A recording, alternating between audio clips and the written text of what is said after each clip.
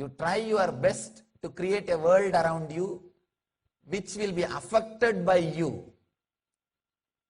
I've always seen wives, if they come to meditation camp without husbands, or the husbands, if they come to meditation camp without wives, it creates a big problem in their house. The reason is, he or she is happy without the other person's involvement. We can't digest that. He cannot be happy without me. She cannot be happy independent of me. That is too much. My world should be affected only by me. Whether it is happiness or suffering, I should be the center. It should be caused by me. How can something, whether it's happiness or suffering, can happen without my interference, without me being the center? That hurts too much. Without you being the center, you don't want even happiness.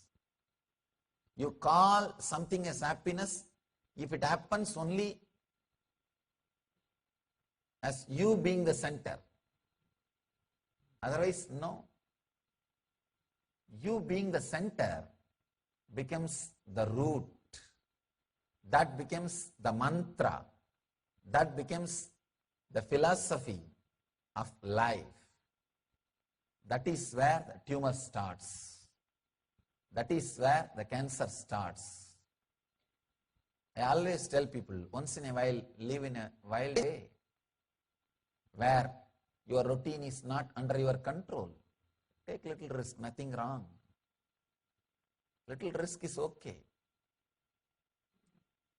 Live in a places like Himalayas where your life is unpredictable, where life is life. As on now, never ever think you are living your life.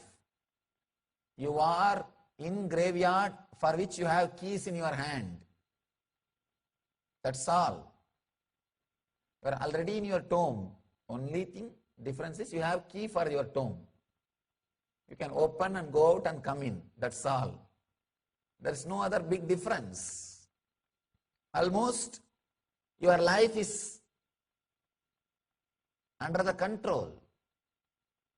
The unexpected things cannot happen, means everything is clearly planned. Then how can you say life is happening to you?